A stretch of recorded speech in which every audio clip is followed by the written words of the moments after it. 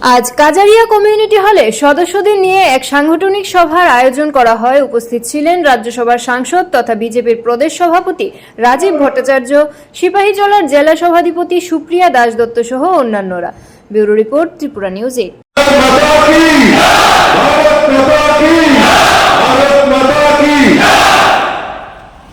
আজকে বিশেষ এই সাংগঠনিক বৈঠকে উপস্থিত আমার মন্ডল সভাপতি, যিনি দায়িত্ব নিয়ে কাজ করছেন, আদরণীয় চিত্তরঞ্জন দাস মহোদয়, উপস্থিত রয়েছেন সিপাহীজলা জেলার সভাধিপতি শ্রীমতী সুপ্রিয়া দাস দত্ত মহোদয়, বিশালগড় ব্লকের ভাইস চেয়ারম্যান আমাদের সুশ্রী সরকার বর্মা, আমাদের জেলা কমিটির যিনি এই মন্ডলের প্রভারী আদরণীয় ছোট ভাই বিপ্লব চক্রবর্তী, যুব মোর্চার জেলা সভাপতি বিন্দু দাস এবং আমাদের প্রাক্তন মন্ডল সভাপতি, এই এলাকার দীর্ঘদিনের রাজনৈতিক ব্যক্তিত্ব শ্রী সুবীর চৌধুরী মহোদয়, মন্ডলের সমস্ত পদাধিকারী এবং মন্ডলের এক্সিকিউটিভ মেম্বার, মোর্চার সভাপতিগণ, মোর্চার অন্যান্য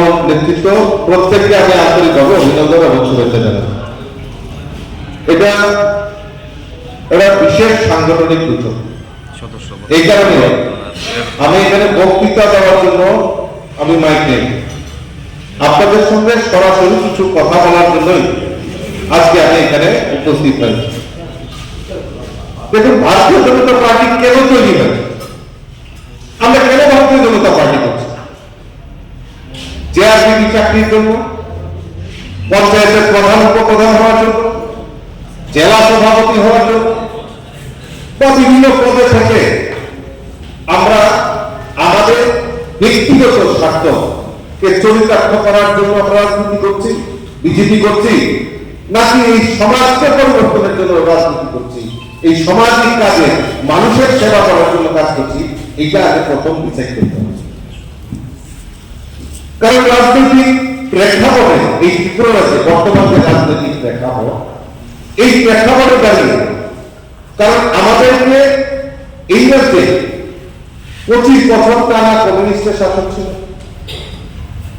এবং তার আগে মাঝখানে জোটপ্রিয় কংগ্রেসের সরকার ছিল, কংগ্রেস ইউডিএফ এর সরকার, তার আগে 10 বছর টানা সিপিএম এর সরকার, তার আগে কংগ্রেসের সরকার। তো আমাদের হেরিটেজি, আমাদের যে রক্তে সেই যে কুকর্ম অপকর্ম, সমাজ জাহান্নামে যায়, কিন্তু আমার তো বিকাশ হয়েছে, আমি তো সেইভাবে চিন্তা করছি। আমরা সেই দিশাতে কি আমরা পুনরাবৃত্তি করবো, আমরা সেই পথেই চলবো, না সেই সমাজকে পরিবর্তন?